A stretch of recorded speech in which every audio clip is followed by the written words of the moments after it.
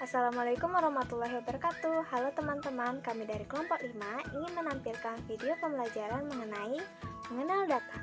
Sebelumnya izinkan kami memperkenalkan diri.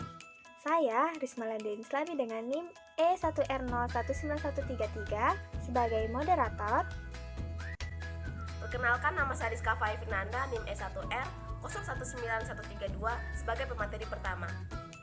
Perkenalkan, nama saya Salsabila, NIM E1R019137 sebagai pemateri. Perkenalkan, nama saya Oktavia Arliana Dewi, NIM E1R019120 sebagai pemateri ketiga. Dalam video pembelajaran kali ini, kompetensi dasar yang kami gunakan yaitu menyajikan data dalam bentuk diagram lingkaran. Indikator yang kami gunakan yaitu menyajikan data dalam diagram lingkaran. Dan tujuan pembelajaran yang kami gunakan itu ada dua. Yang pertama, dapat mengetahui cara mengumpulkan data. Yang kedua, dapat menyajikan data dalam diagram lingkaran. Di sini, saya Rismala Dein Islami akan menjelaskan apa itu data. Apa itu data? Kata data berasal dari bahasa Inggris bersifat majemuk. Datum adalah keterangan atau informasi yang diperoleh dari suatu objek atau kejadian atau narasumber. Sedangkan data adalah kumpulan dari datum.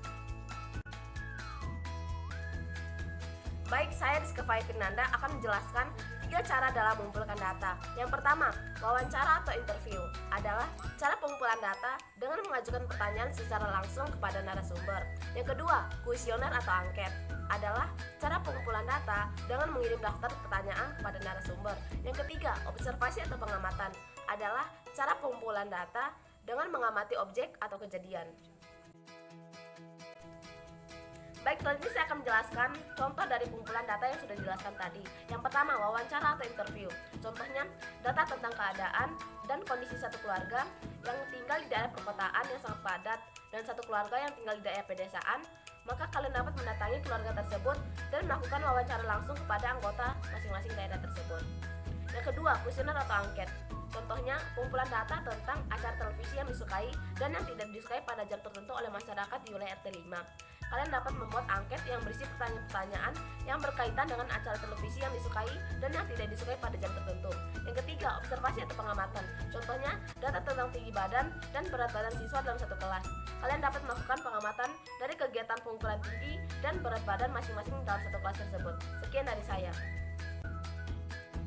Halo, saya Salsabila. Saya akan menjelaskan materi tentang menyajikan data dalam diagram lingkaran. Diagram lingkaran adalah diagram yang menyajikan data dalam gambar berbentuk lingkaran.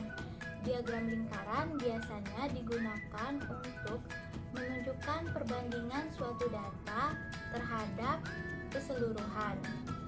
Untuk membuat diagram lingkaran, terlebih dahulu ditentukan besarnya persentase tiap objek terhadap keseluruhan data dan besarnya sudut pusat serta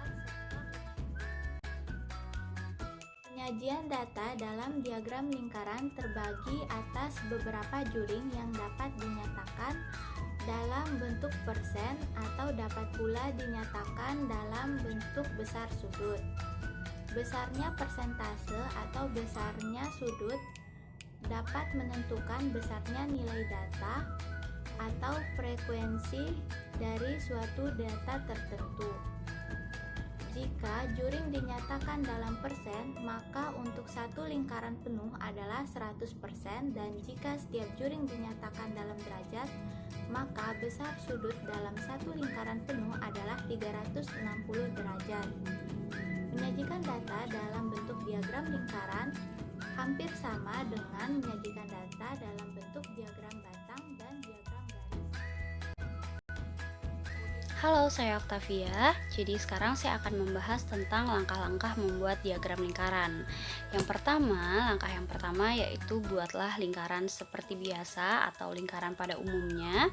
Dan langkah yang kedua yaitu bagilah lingkaran tersebut menjadi beberapa juring lingkaran sebanyak keterangan data dengan besar sudut setiap juring sebanding dengan persentase data yang disajikan.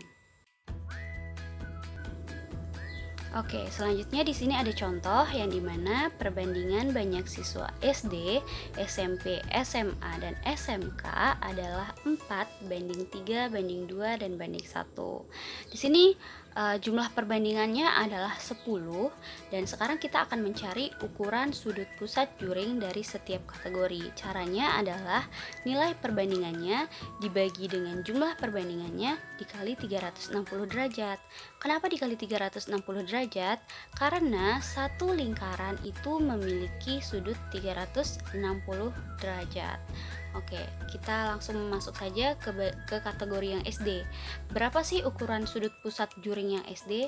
Yaitu caranya, ingat nilai perbandingannya. Nilai perbandingannya 4 dibagi dengan jumlah perbandingannya yaitu 10 dikali 360 derajat. Maka menghasilkan 144 derajat. Begitu juga dengan yang SMP, nilai perbandingannya 3 dibagi dengan 10 dikali 360 derajat yaitu sama dengan 108 derajat. Begitu juga dengan SMK dan SMA.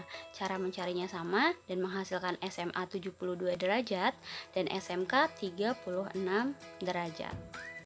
Oke, selanjutnya di sini kita mencari persentase dari setiap kategori. Caranya hampir sama dengan mencari ukuran sudut pusat juring, tapi di sini bedanya tidak dikali 360 derajat. Karena kita mencari persentase, maka dikali 100%. Oke, misalnya nih, kategori SD. SD tadi nilai perbandingannya adalah 4. Dan dengan jumlah perbandingan 10, maka 4 dibagi 10 dikali 100%, itu sama dengan 40%. Selanjutnya SMP itu 3 dibagi 10 dikali 100% sama dengan 30%. Begitu juga dengan SMA dan SMK, yaitu SMA 20% dan SMK 10%. Nah, dengan menggunakan ukuran sudut pusat yang tadi dan persentase yang baru saja kita dapatkan, diperolehlah sebuah diagram lingkaran sebagai berikut.